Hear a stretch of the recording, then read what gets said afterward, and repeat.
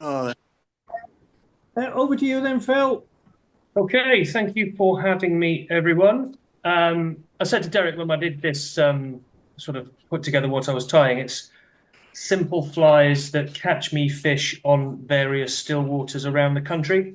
Um, a couple of them are derived from river flies. A couple of them could be made slightly more subtle to become river flies. So, as long as you guys get something out of this, then I'm happy, to be honest. And the first one I'm going to tie is called the Hare's Ear Blue Assassin. As you can see in the vise, I have a scud hook. This is size 12. And on it, I have a silver brass bead. Now, what I've done is I've stuck that bead in a blue flame for 5 or 6 seconds to take the shine off it. So it's become dull. And what I found with this pattern is it started off quite blingy, and I've toned that down over time. I've changed the body material, and I've changed the shine of the bead, and that has Yeah. improved the catch rate for me. So I'll crack on and tie it, and I'm using white thread on this. Just going to catch that in behind the eye. The excess. The tail on this is if you see that poly yarn. So I'm just going to tie that in on the top behind the bead, and then work my way down. And a lot of tailing materials, marabou as well. I like tying in behind the bead and then working down because it guarantees you keep the material on top of the fly, on top of the shank of the hook. Sorry. Whereas, as we all know, thread tension tries to pull it all the way around. So we go well into the bend on this. There we go, and then snip off your excess out there. I guess nice short tail, and take the excess off at the top as well. Don't need that anymore. Ribbing material, that's quite blurry, Derek. That's not okay, is it? That was not blurring at all when we tested it. Keeps coming in and focusing in and out. Take it out a bit, see if that changes it. Okay, ribbing material on this is blue wire. So I'm going to catch that in. Back up.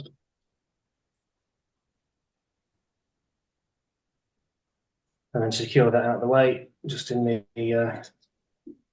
material clip. That is really blurry.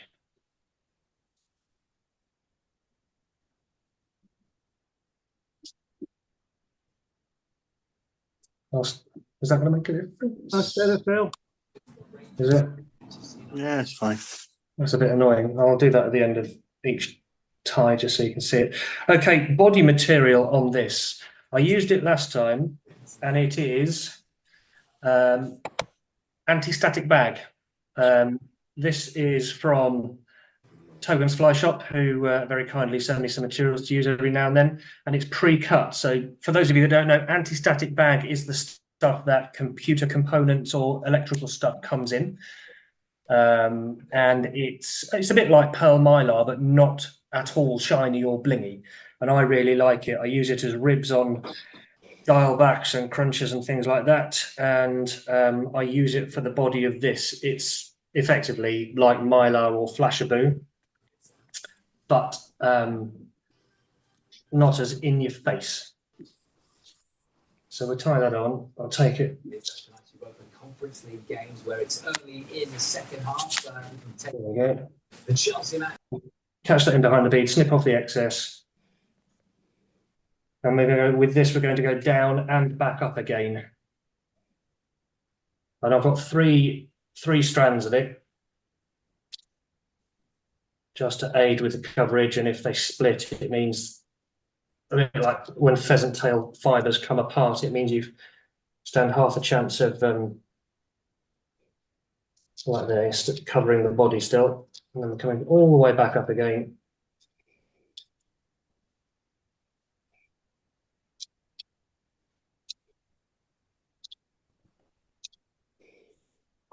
And then when we're behind the bead, we just tie that off.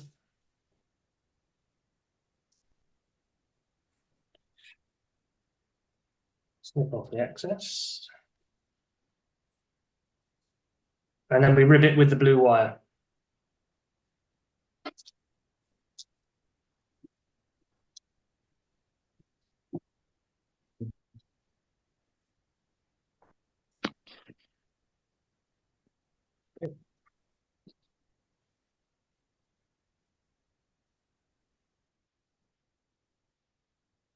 And then when that's done, just helicopter the wire off.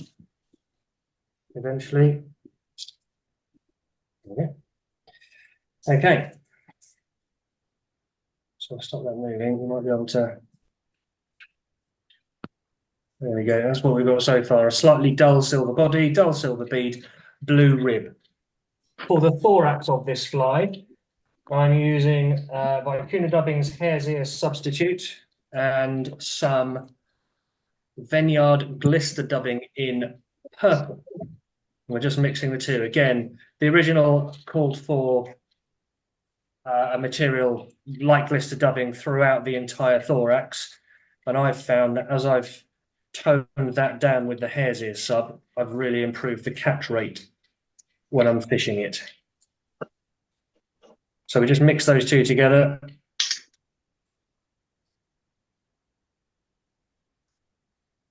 And then dub that onto the thread.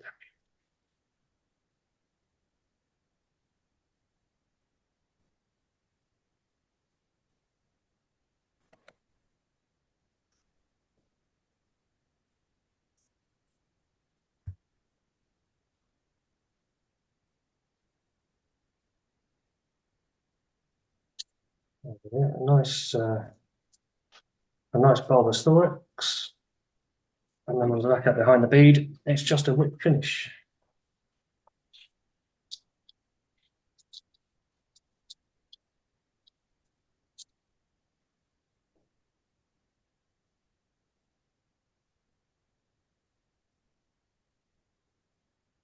Give the thorax a quick brush out. And that, if I can make that in focus. Not in focus yet? There we go. Yeah. Is the blue, the Hare's Ear Blue Assassin. I fish it, I straight line that. I use that as the point fly. And I also don't tell anyone, but I fish it under the bung as well. And it's very, very effective. Especially when the fish are on gassy buzzers. So when buzzers mature, they get quite gassy and they turn that silvery color, but it's not really shiny. And I think that's where the anti-static bag really helps. It doesn't, the sun doesn't glint off it too much. Yeah.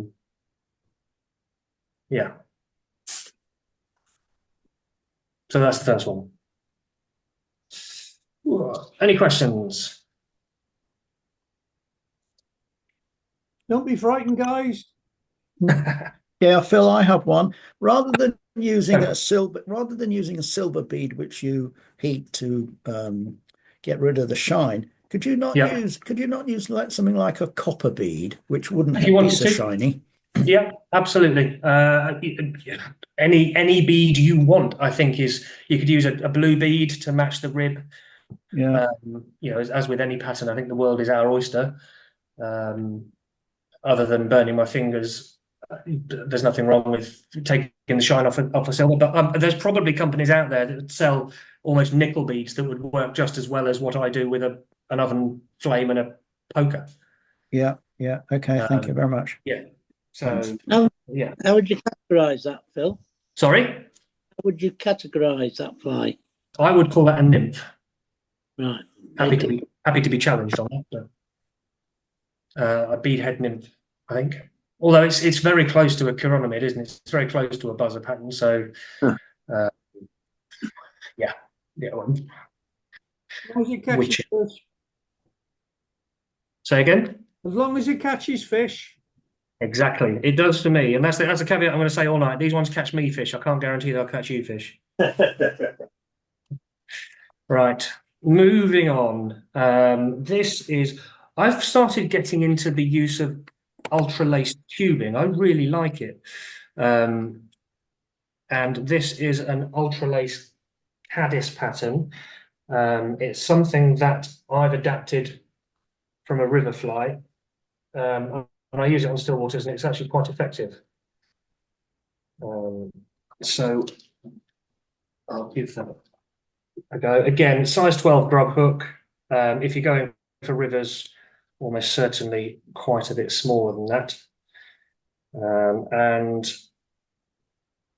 it's a bead head fly again, and we're going for a nice shiny silver bead this time, as opposed to the matte effect we did last time. Okay, so the underbody, where are my threads? I've lost my threads. There's two bodies to this. The underbody is Glow Bright Floss number 12. And that is, that's that one, the apple green colour.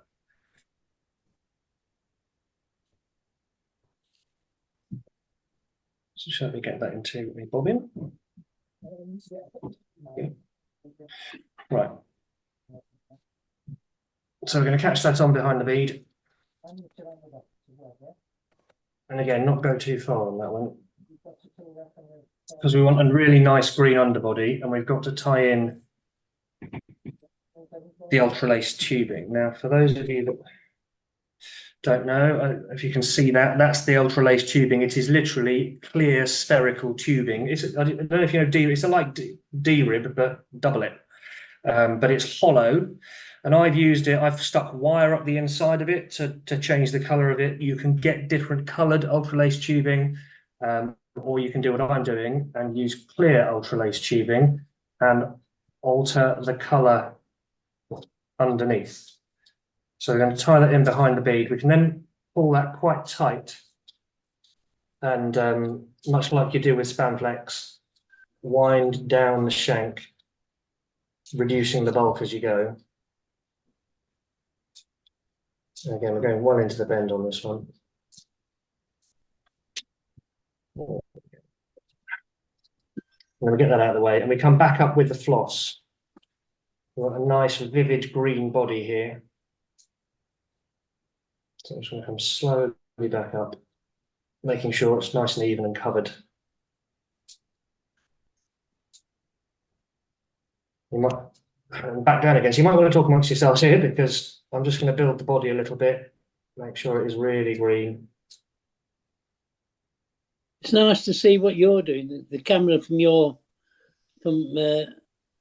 looking at it from what you're looking at. Yeah, it is. The camera's in front of me, which is a new experience for me, and apologies for my hand wafting about all over the place. You're left-handed tile as well. Didn't realise that. I am a left-handed tile. That's right. All the best people are, I find. Oh, that's me jiggered then. Right. That'll do. So as you can't really see, it's very blurry all of a sudden.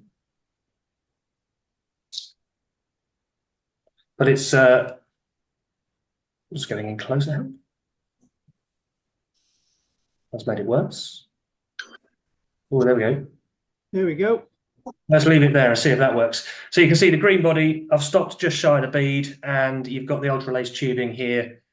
It gives you a clearer picture of what that tubing is. And what we're going to do now is we're not going to rib the fly. We're going to cover the entire fly in that ultralace tubing. But before I do that, I'm just going to get that out of the way again and whack in a quick whip finish just to save my work in case the wheel falls off when I'm tying this tubing up. And it doesn't really matter which way you go with this. But to start with, pull it tight. Again, a bit like Spanflex. You pull it tight to start with, and then you can ease off as you go up, and it'll just build you that natural carrot-shaped profile.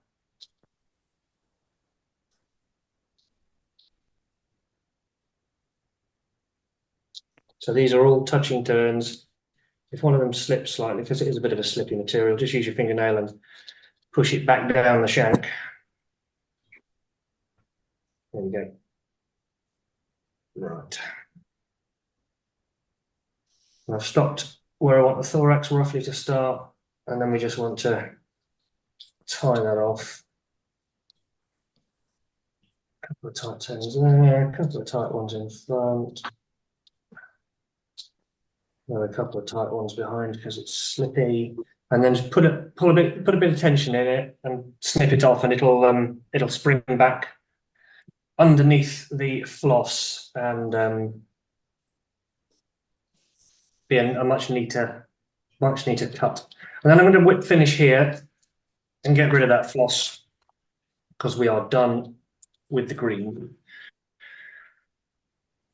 And what I want now is black thread to finish up the thorax. Let's do that there. Find the black. Just probably with the kids being in bed, I can't use their room to do this. Right, there you go. I think you can make out just about the tubing on the body. Let's see if I can... There, is that better? Oh, that's a bit better, isn't it? And it just creates a natural rib all the way up the fly.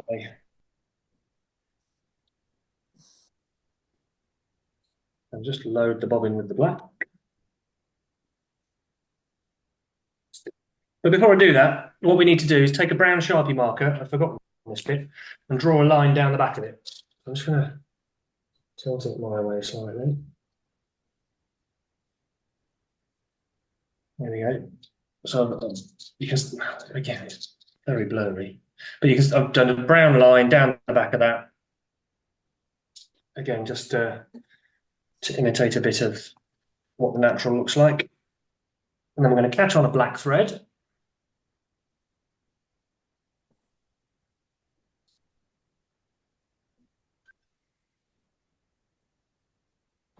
Oh, snip off the excess.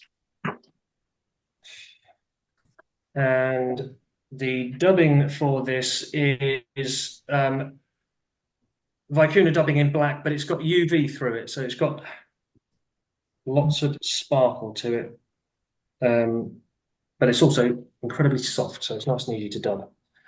But it just adds an extra little trigger point. So I've got a relatively thin dubbing noodle here because we've got partridge feather to tie in as well. I'm just going to start there.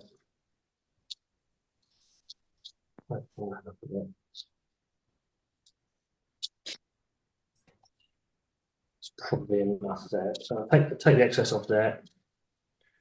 I'm then going to wax the thread. I'll get the partridge hackle. And what I've done is I've stripped one side of this partridge hackle. More or less, apparently. Yeah.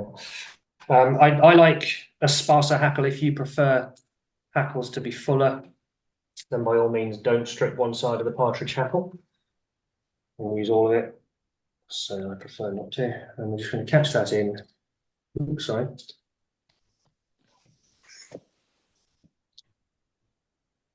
Yeah, a few wraps there. Snip off the excess there.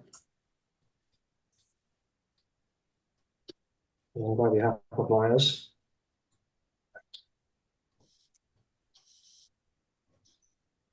take this without twisting, ideally.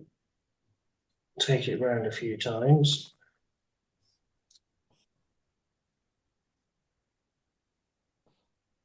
The number of turns, I think, is probably down to you, depending on how you like your hackles. What I would say is choose an oversized feather so the hackle fibers are long.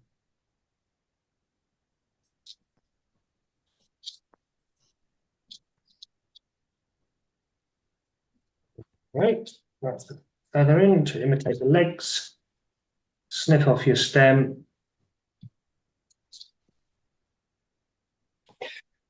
And then a tiny bit more dubbing in front of the partridge, just to push the fibers back and make it more of a cloak.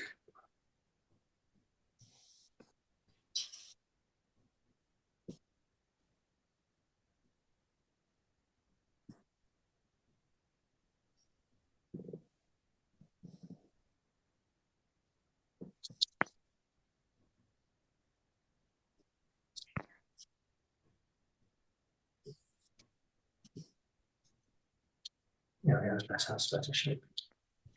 And that's it. And all you need to do is whip finish. And this is one I fished on the River Red Lake in Shropshire, which is a tributary, I believe, of the Team in Lentwardine. And the colour really matches the naturals up there. So I don't think you can. There we go.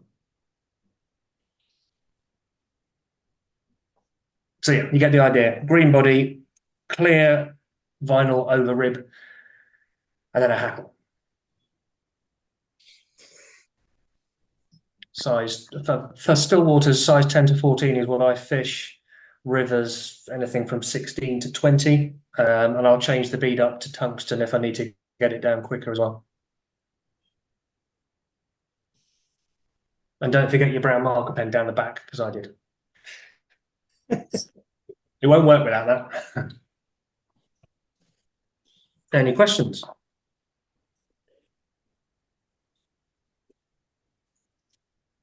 Fab. Okay, let's kick on. Most are on mute, Phil. Fair enough. Well, if there's questions, feel free to unmute and shout, or wait till the end, or email me, or whatever. I don't mind it. Whatever you want to do. So next up, I'm going to tie a fly that caused quite a stir on social media when I posted it, and it's not because it's good, although it is good. It catches me a ton of fish.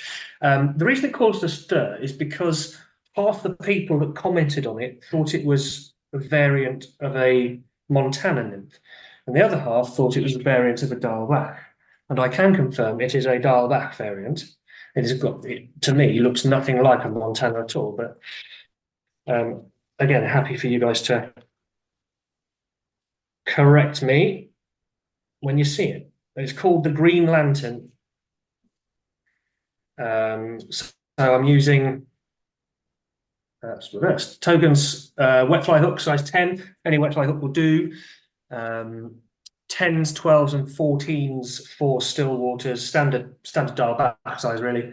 12s have been the most productive for me.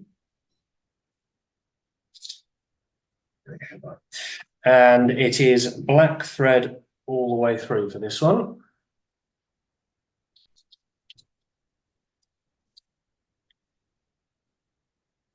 Make a nice layer of thread. I'm going to take it down to more or less where the bend on the hook starts, or between the point and the barb, and then we're going to come back up. Snip off the tag end because we don't want that. The tail is cock pheasant tail dyed black. We're going to take a decent pinch of that for the tail. This is, after all, a size 10 still water fly, so we're going to make it a mouthful. I tend not to measure these. I sort of tie them on with a couple of pinch and loops, and then pull them until I've got them roughly where I want them. That's perfect. And then we're going all the way down. And again, if you lift them up slightly, they'll stay on top of the hook shank, as opposed to using the thread tension pushing them around the other one. It also allows you to see where the bed of thread is. There we go. So that's the tail.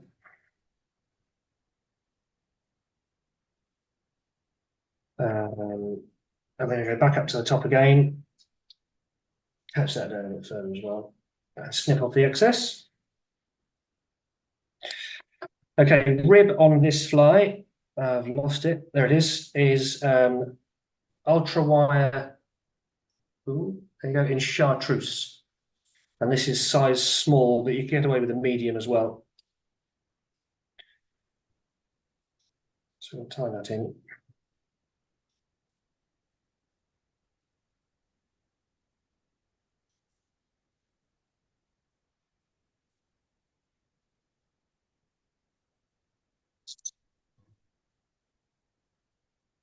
Catch that on my side of the hook and then go all the way back down again.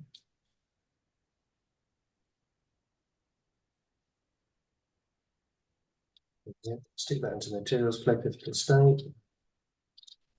Well, body of the fly is black dubbing. As you might have guessed, I'm going to be using Vicuna dubbing, but not the one with the UV in it. This is pure black.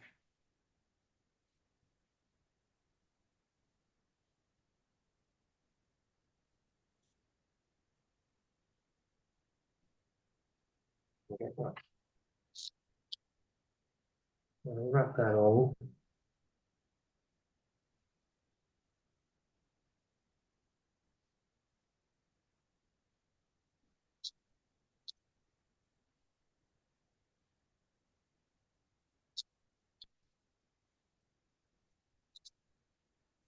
A couple of wraps there just to start it off, and I'll tighten this up slightly as I go. But this is not a mere taster for the fish. This is a steak dinner. So you want very much the body getting fatter as you go up the fly. This is something that will create a silhouette for the fish. You want them to see it, you want them to want it. So don't be shy with the dubbing. When I say less is more when you're dubbing, that's true except for this fly.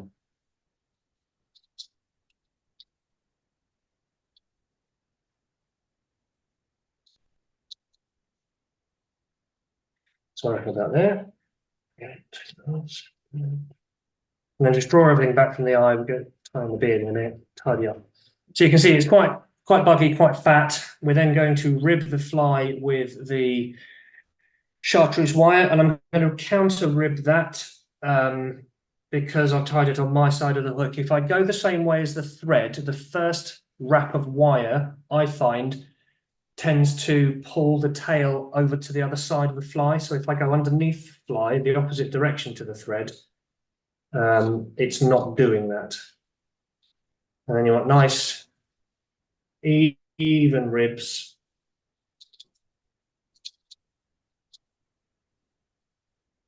All the way up. On a size 10, you probably get 5 or 6 on.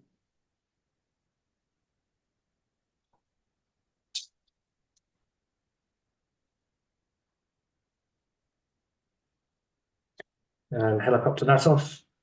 As we do on the wires, there we go. Right.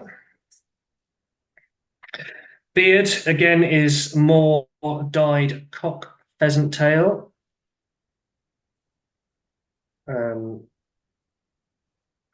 So far less subtle than cackle that we usually use for Diawl Bachs, but we're just going to tie that on.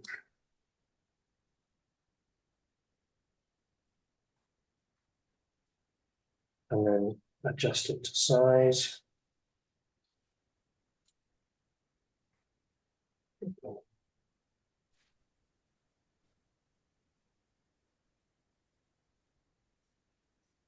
Yeah, perfect. And snip off the excess there.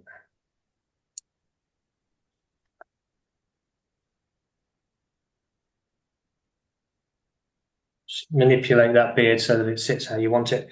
Right, this is what's different. We need the Glow Bright floss again. So I'm going to finish the black thread. A couple of wraps will do it.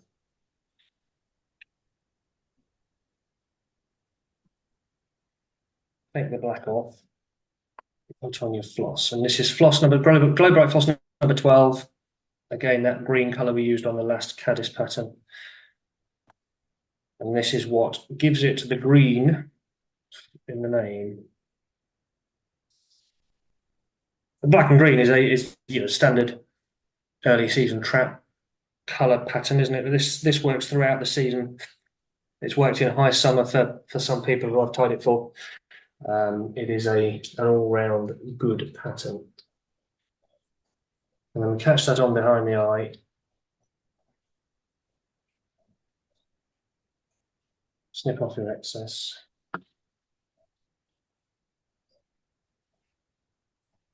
The beard keeps moving around, so just gonna hold the beard whilst I build a massively oversized head. This head offends me slightly. It's so out of proportion compared to other flies that you tie, but it's effectively the trigger point on the fly.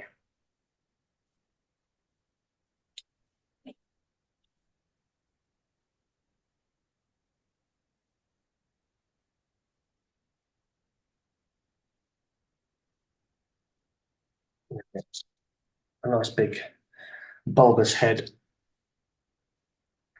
and then come in and whip finish. Once you've found your scissors, snip off the excess. And that, I don't know if you can see, the floss has a tendency just to split slightly, so I'm going to just give it a quick waft with a lighter. That takes all the excess away. Just hold the feathers when you do it. And that's a very blurry, green lantern. The head is the key to this. You can brush it out a bit if you want to, the body. That usually helps. But it really is a Diawl Bach with an oversized head. But it works really, really well as a single nymph, on a washing line. I've used it every which way possible, and that just catches fish.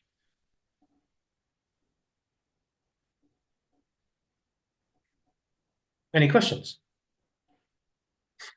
It's funny how black and green do so well, isn't it?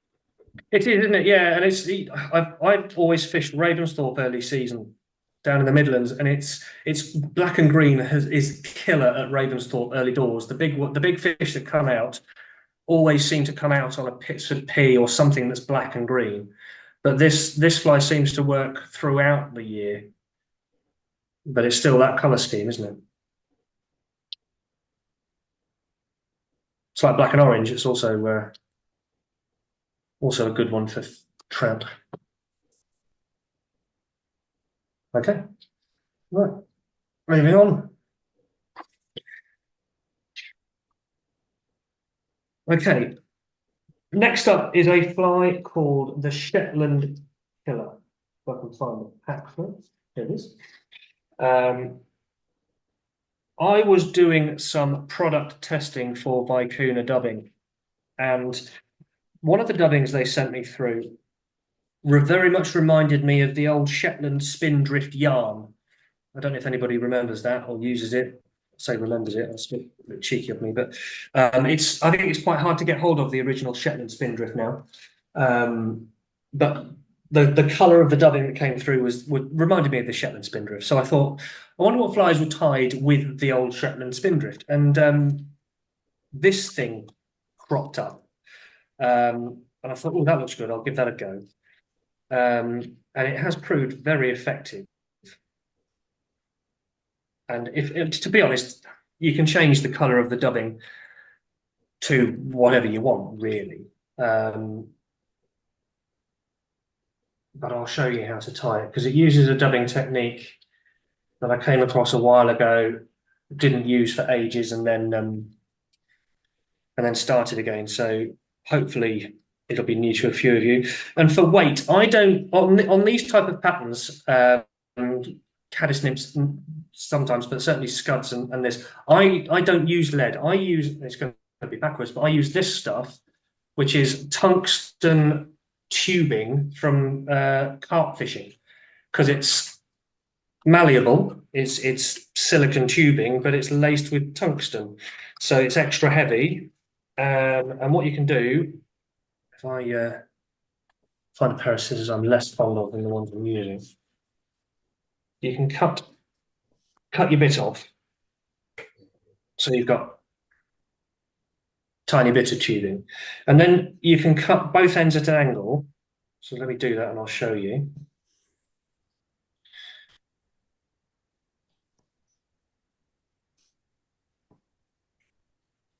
Easier said than done. There we go. Right, so let's see if we can get that. That's quite big actually. Let me just shorten that. Can you see the end of that? I've cut it to the point. And what we're going to do is we're going to tie that on the top, and that's going to give you your natural scud shape without having to build up layers of lead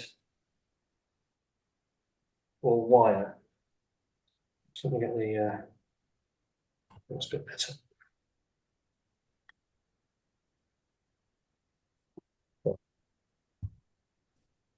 And for this, I'm using red thread.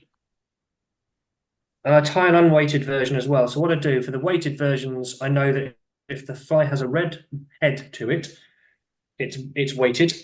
And if it has a black head to it, it is unweighted. And it just allows me to differentiate in the box when I'm on the bank and not thinking straight, because I've seen rising fish and fish feeding everywhere and I want to do something about it. What size hook was it again, please, Phil? This is a size 10 grub hook. Yeah. Again, 10s, 12s and 14s for the still waters. I thought smaller if you're going for the rivers. I'm doing 10 partly because it's easier for you guys to see. But it's absolutely a size I'll use anyway. And this is a grub hook from Kindale. I really like these. They're nice and strong. They're black nickel, which I prefer to the gold and silver ones. So they're all good there. So tie on your, wax your thread a bit as well because the tubing is a bit slick. And then you sort of position it where you want it.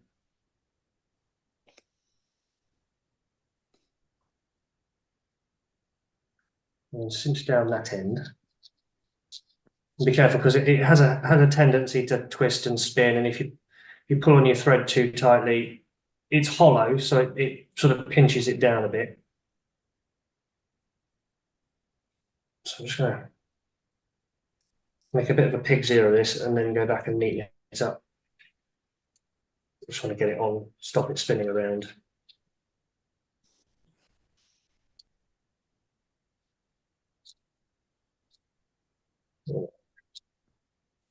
Once you've got it on and it's secure, you can then go over with slightly tighter thread wraps, which will just cinch down the tube, the hollowness, as you can see, that lump and bump there. Okay.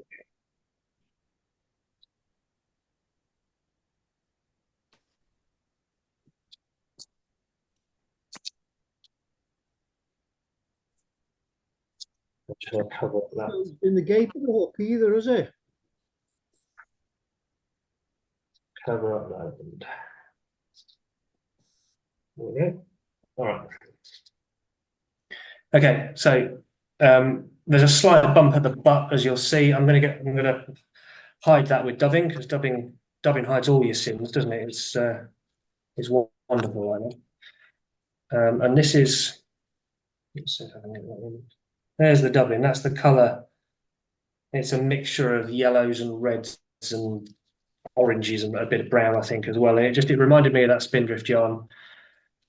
So I thought I'd give this a stab. And the Shetland Killer, it came about apparently. It was developed by Jason Klaas, who's a fly fishing guide, and he was an early adopter of Tenkara as well. I don't think that's necessarily why he made this, but it came about as a derivative of the Utah killer bug, which in turn is the modern day answer to Frank Sawyer's killer bug. So it's sort of it's a derivative all the way from back there. But it seems to be used quite widely, certainly in the Tenkara world, and it sort of really works for me on the still waters.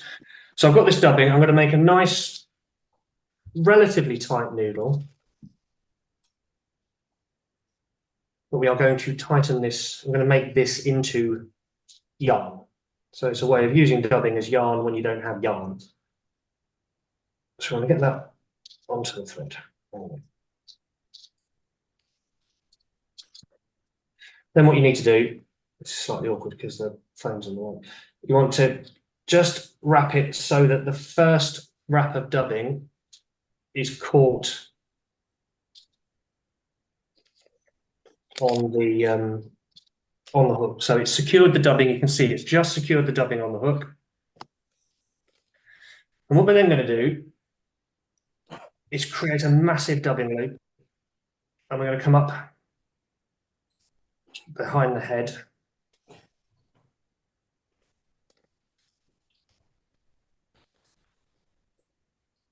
There we go. So you can see I've done a dubbing loop that is the length of the shank of the hook. So it goes from the back of the fly to the front of the fly. And then I'm going to snip the end near the eye off. So I am left with an unsecured piece of thread with the dubbing on it. Bear with me. What you're then going to do is get hackle pliers and put them right at the bottom of the dubbing needle you've got. So I'm just going to lift it up. I'll hold that and lift it up. So you can see there, I've got the end of the dubbing noodle in the hackle pliers. And then, this is very convoluted, I'm going to take a dubbing spinner, secure it to the hackle pliers, and I'm going to start twisting. And you can see that dubbing noodle twisting. And what it'll do, it'll get tighter and tighter and tighter, thinner and thinner and thinner. There we go. Until effectively you have created a piece of yarn from the dubbing.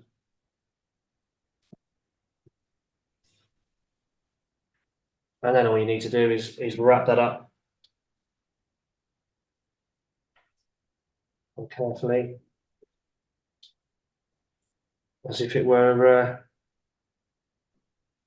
its own material. It doesn't need a rib because we've wrapped this dubbing so tightly, it's effectively corded, so it creates its own rib.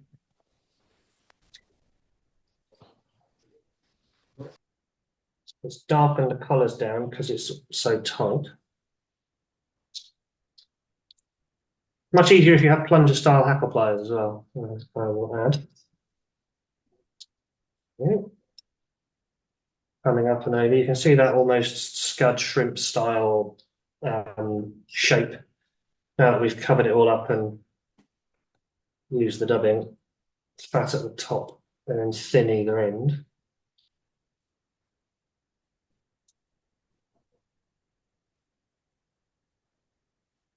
Oh. There we go, tie that off.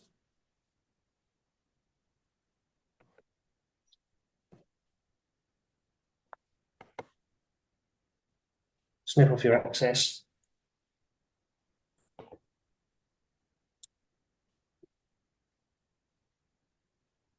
Just going to adjust the fly in the vise slightly here. Make sure you can still see that. So you can see the natural ribbing that's occurred because we've corded the dubbing up. And then all I'm going to do is create a red head so that I know this is a weighted one.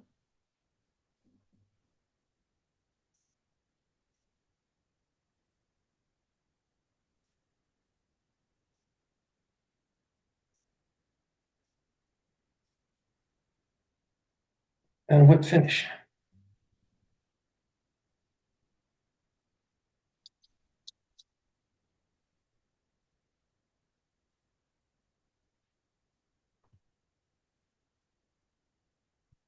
There we go. I think if you there you go, that's a bit blurry, but you can see the cording there just from twisting the dubbing and spinning it tightly. It's taken the colour. It's taken the colour back slightly from the, you could really see the yellows and reds through it. It's now a bit more of a sort of browny, rusty colour. If you want to brush it out, you could. I've never really needed to. If you do brush it out, it will sink that bit slower. So it depends how you want to fish it, I guess, to a point.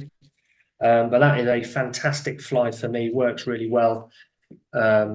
and only a couple of materials. If you want to use flat lead or lead wire instead of the tungsten tubing, by all means do.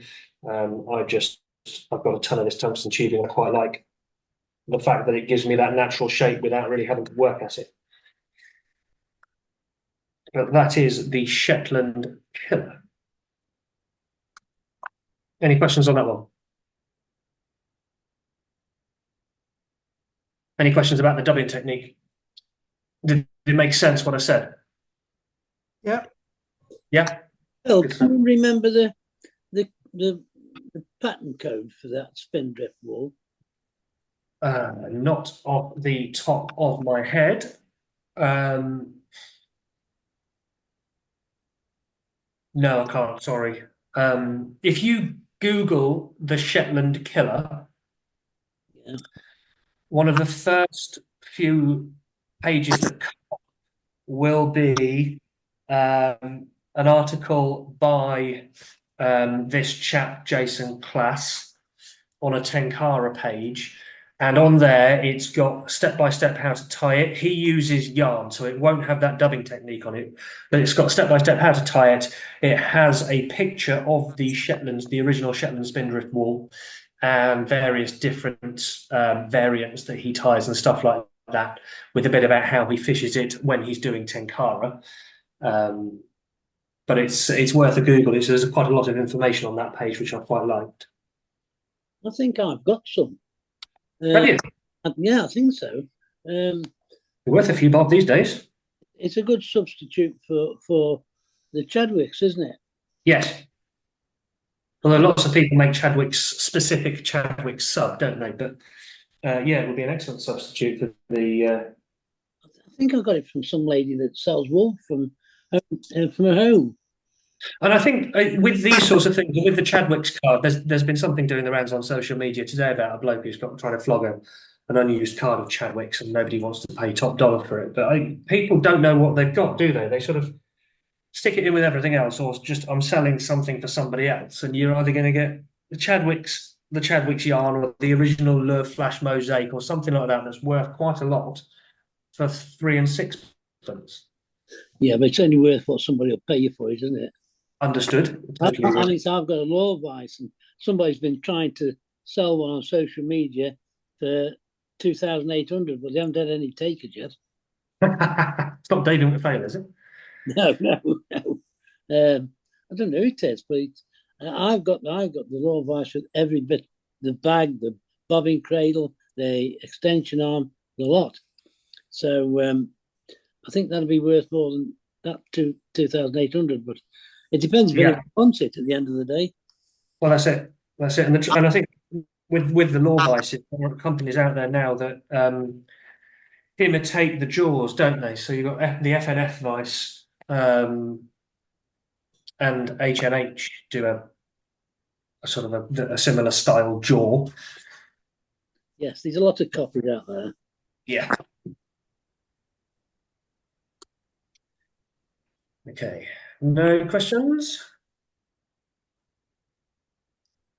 Cracking. Okay. I'm going to do a damsel now. Last time I was on, I did a hothead damsel that was my absolute go-to pattern. I don't know what fish we're catching. No, sorry, what fish we're eating. That would be my first thing that go on, just search the margins with it. This is slightly more subtle. There's no, that one was orange hothead, orange in the tail, orange rib. It was just slightly in your face. This is a fair bit more subtle. There is a little bit of glint in it. But I'll show you what I'm doing. And hang on. Just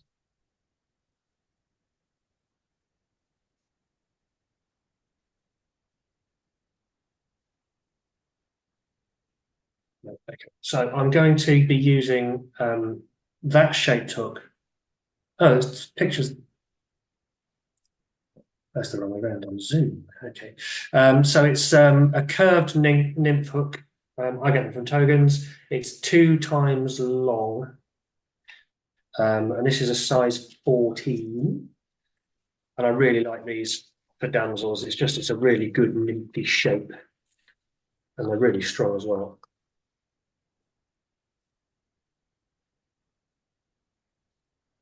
So curved nymph hook.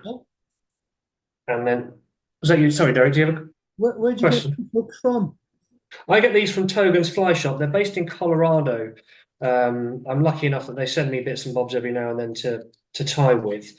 What I would say is, if you're going to reach out to them, tell Brad that you've seen me using the gear, and he'll help you. And they've just done a deal with some shipping companies, so the shipping to the UK is now very reasonable, whereas previously it was slightly prohibitive. It's not anymore, in my opinion. So Brad at Togan's is your man.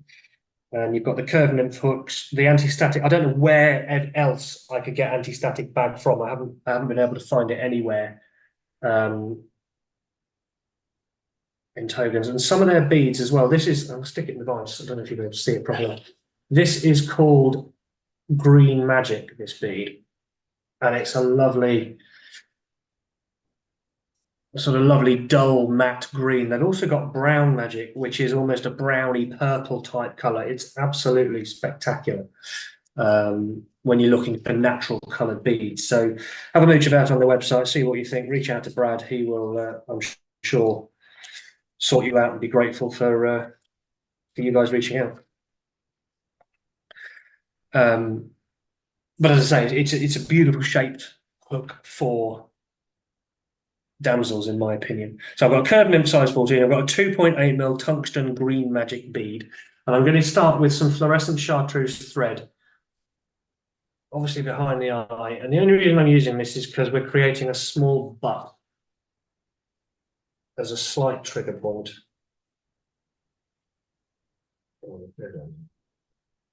Snip off your excess, and this fly I've named Taff's Damsel because some of the materials are from the late great Taff Price's fly tying bench, and I thought it was only fair if I was using them to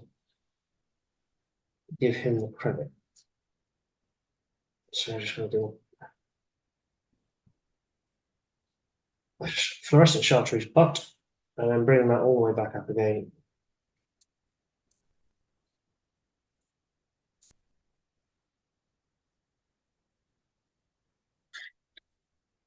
And then we need, that's gone blurry, we need olive thread for the rest of the fly.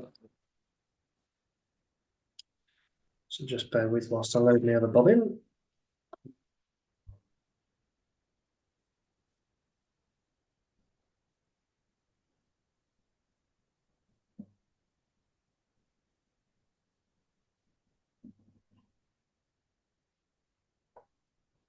Going back to the beads. Yeah. Tony Caton, you were asking about like the gunmetal beads. Ian Gillard does them on Get Slotted. Does he? They're lovely beads, they are. In a gunmetal. Nice. There's matte black as well.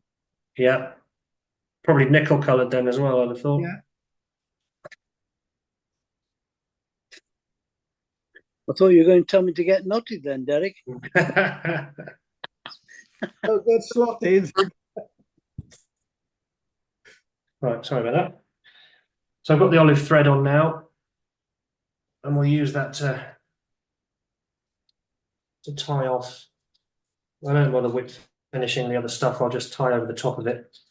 And you can snip the tag end of the olive off as well as the chartreuse. And now we want, there are two tails on this fly. First up is an olive marabou tail. And I have to say, and I'm not paid to say it, I just love this stuff. The Kindale marabou, I don't know if you can see that. They're massive, massive plumes. They're really, really good. Loads of material on those. I don't know if that'd be better. Let's get a proper one.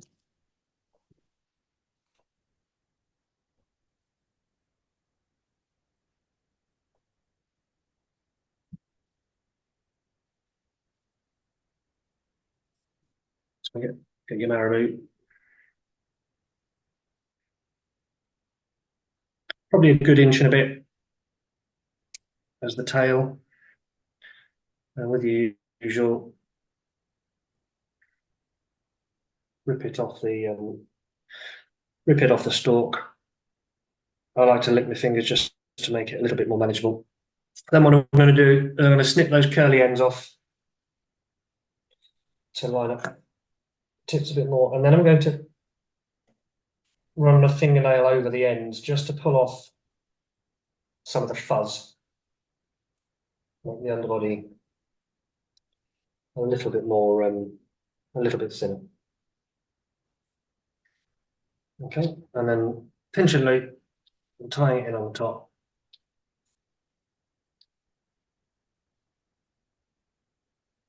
And then we're going to go all the way down, lifting the marabou up as you go.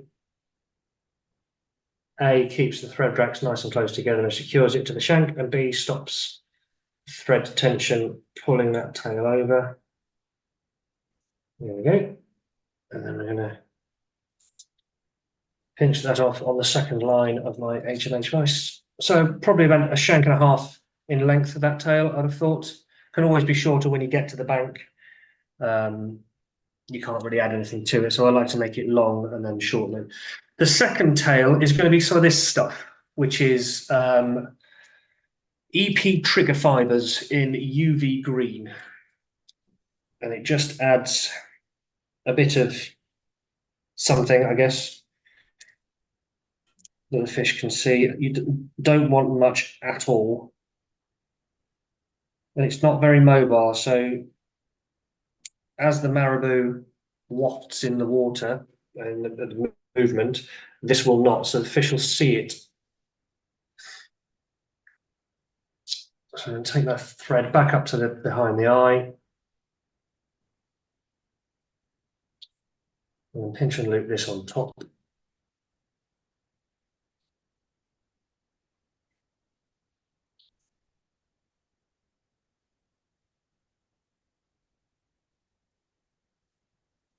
Pull it down. There we go. Get rid of the excess at this end.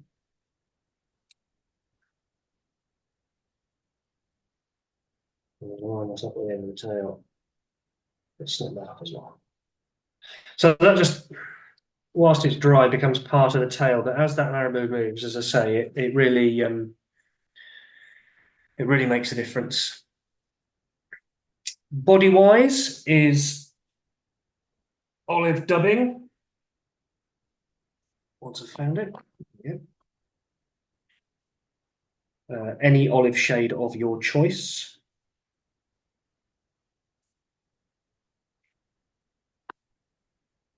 Interesting. I think the damsels earlier in the season are much lighter than the damsels later in the season. So you can always, depending on when you're fishing this, change the shade to suit the time of year.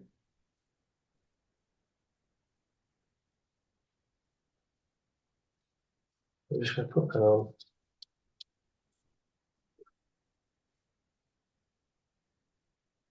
And hold the tail initially. Stop that wrapping around. Tie it up. And up we go.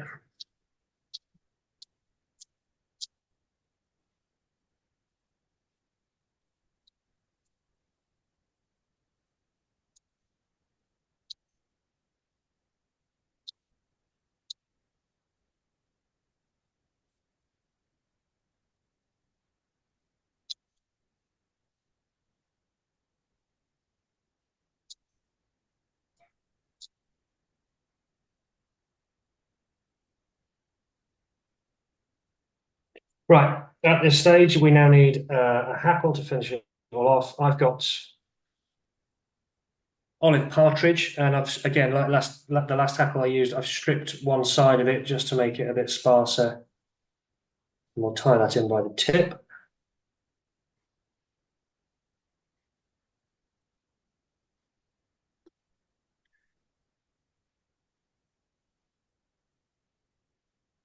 Just put that in behind the bead.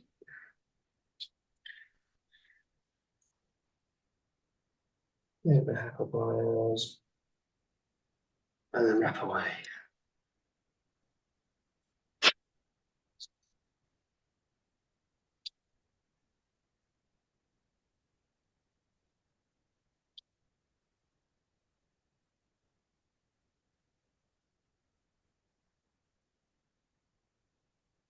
And again, the number of turns is dependent, I guess, on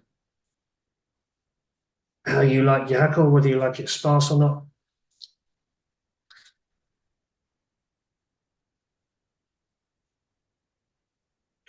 Back.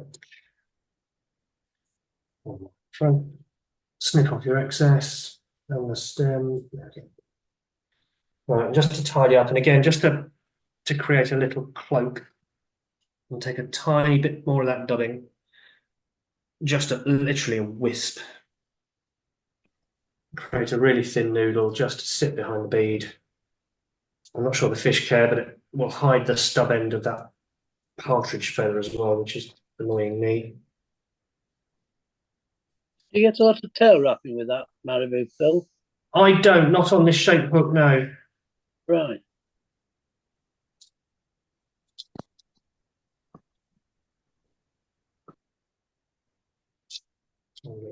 That's it there.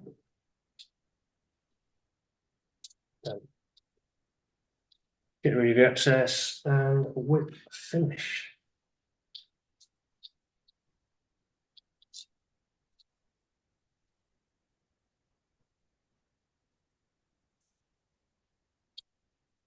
There we go. So as you can see there, it's relatively dull. That it's very natural looking in colour. The bead, the hackle. There's no blingy rib. The only thing you've got, if I just turn it slightly, the light might. You can just see the shine on the top there from that EP trigger fibre, which really stands out when the marabou moves about, and that doesn't. That's what the fish hone in on. But I really like the shape of that hook for it.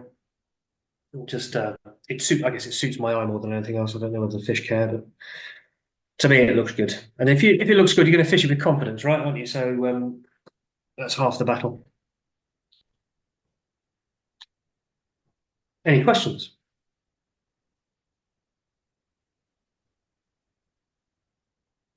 Silence. No. It's because they're all on mute. Fine. Okay. What I'll do, I think I've got one more. And this one, if I could find the back, there's the back.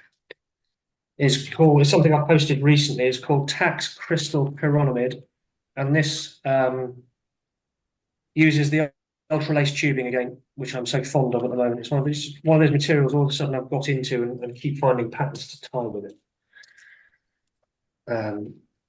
But this requires a black thread, so just bear with me.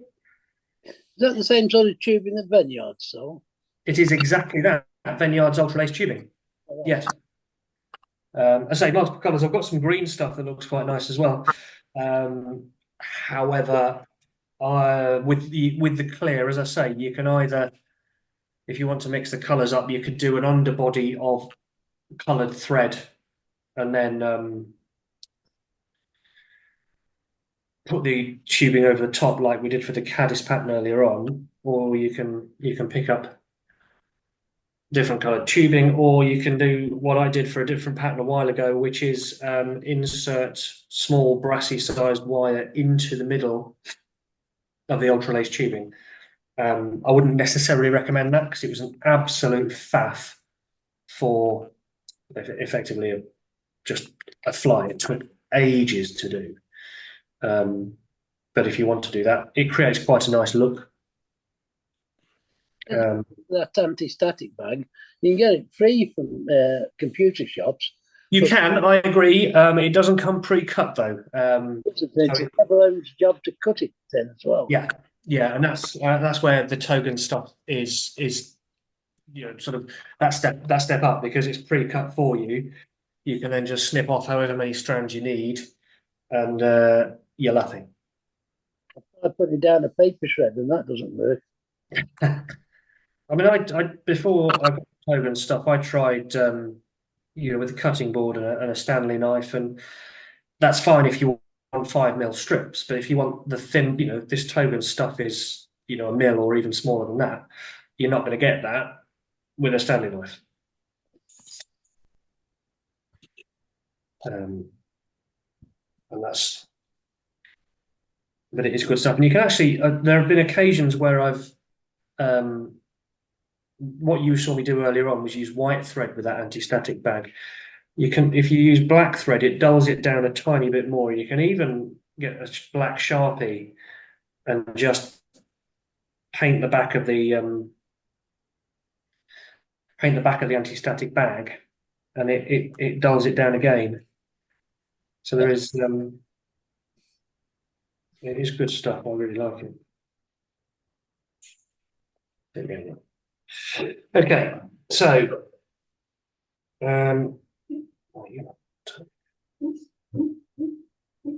Phil, going to your threading wire through your ultralace, have you ever tried using a needle and thread?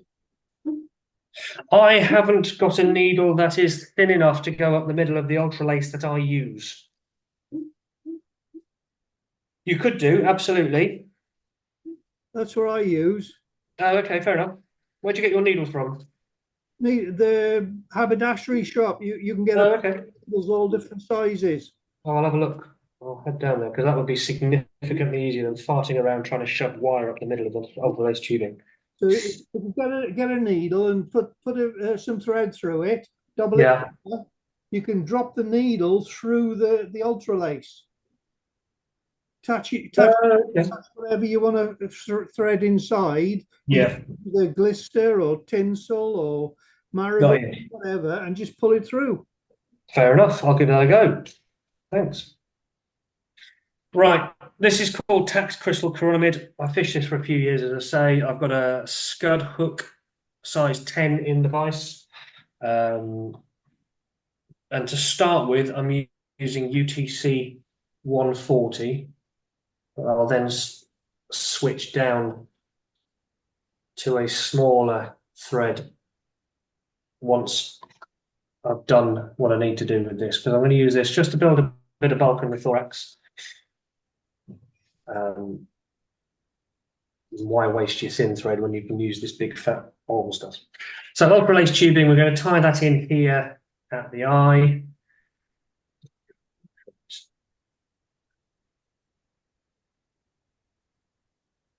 Oops.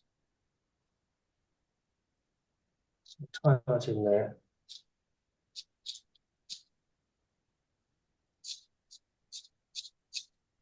Right, and the thorax is going to be black, so I'm going to snip that excess off now, get that out of the way. And what we're going to do is we're going to go down the hook shank with the ultralace tubing and back up again. And you want to pull it relatively tight on the way down, and then we can loosen up on the way back. This creates a really, really nice effect. What I'll do is I'll post photos of these flies probably tomorrow now, so that you guys can see the finished product, because I'm conscious the video has been blurrier than when we tested it. So when you get down there, you're coming back up, and you really do have to keep attention just for that first one, because it's slippery stuff. It likes to slip off the end.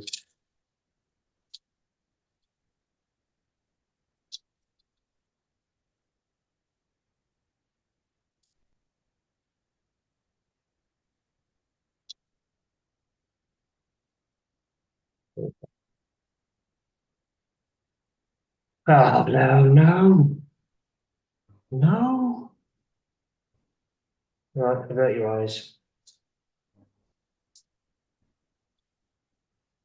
As I said, it's slippery stuff.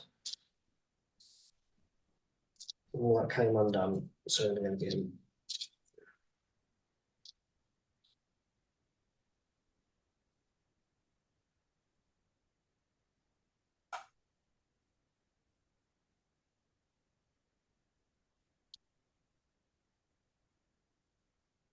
You rescued that well. Nobody said anything. I thought no one had seen. Right.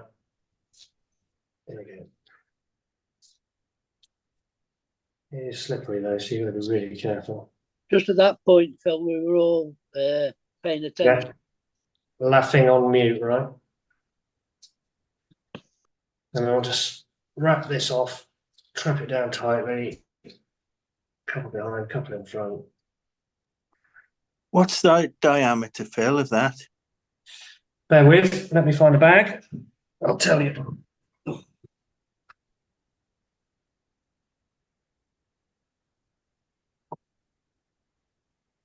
0.6 mil clear. Wow. There you go. No, I know it's backwards, but that's what it says. Ultra lace tubing, micro 0.6. So we're going to snip off that, stick it to one side for the next one. And then we're going to tidy up, build a bit of a thorax.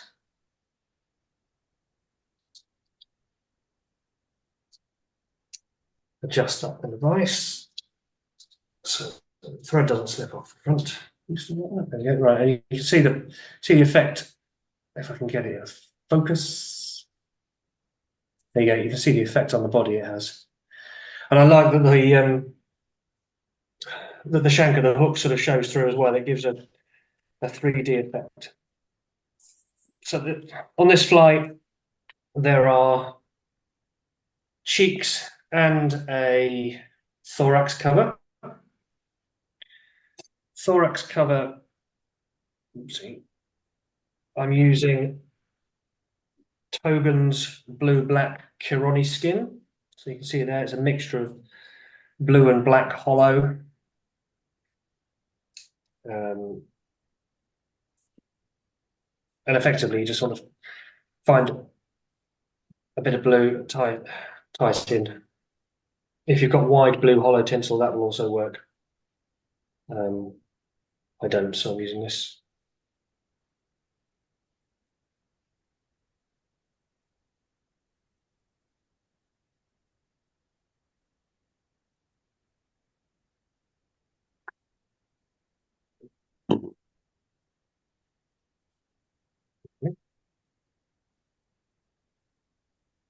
Well, a couple of bits of blue there. So I'll tie those in on top.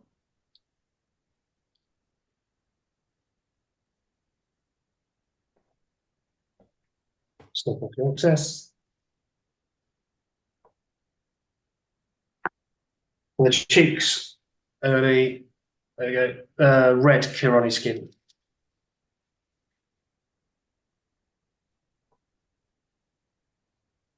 Where'd you get the Cherenomid skin, Phil? Togen's Fly Shop again, Colorado. Yeah. So if you're going to have a look on the website, have a look at that as well. There's loads of different colours.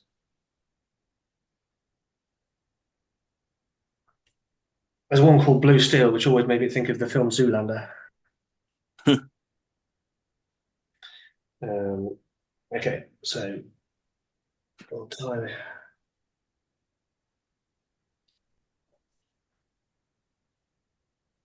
one on this side.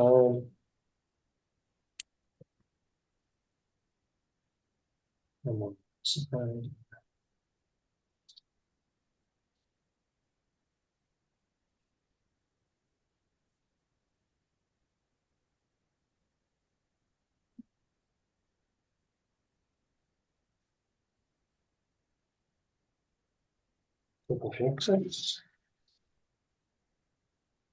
Right, and this is where I'll switch threads. Now that I've used the 140 to bulk up the thorax, I'll come in with the 12 just to finish it off.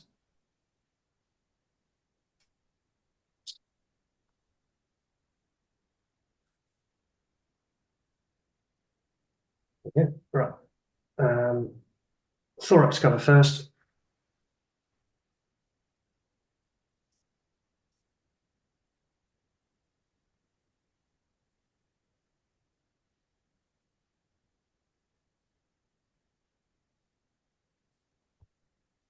Couple of those. Cheeks next. Oops.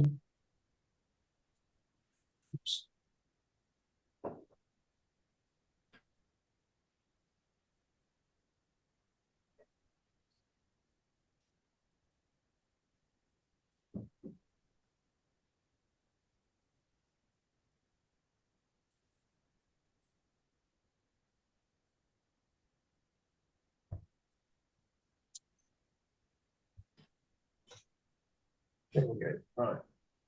And now I can stop faffing all that and snip it off.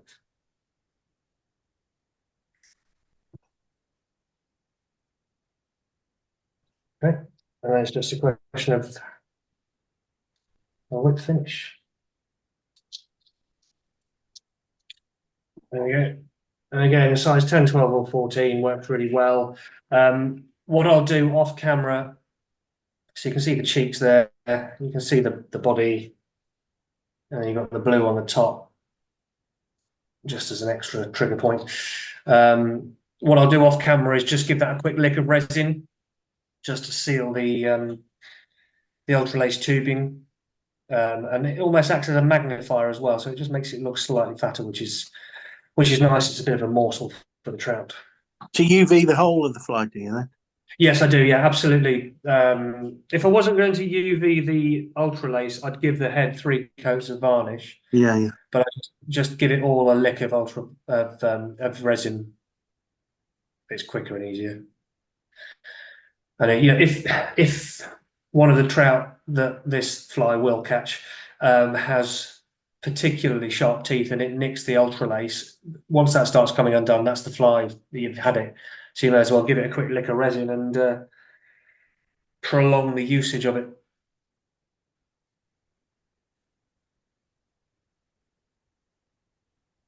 And that's it. Nice.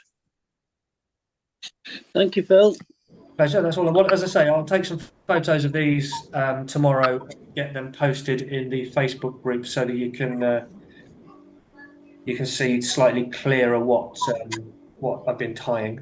But if anyone's got any questions, feel free to reach out on social media or on email or through the Facebook group, whatever. I'm happy to help or talk or whatever. Thank you, Phil. Brilliant night. Very much, Phil. Pleasure. Thanks for having me again. Thank you. Cheers, Phil.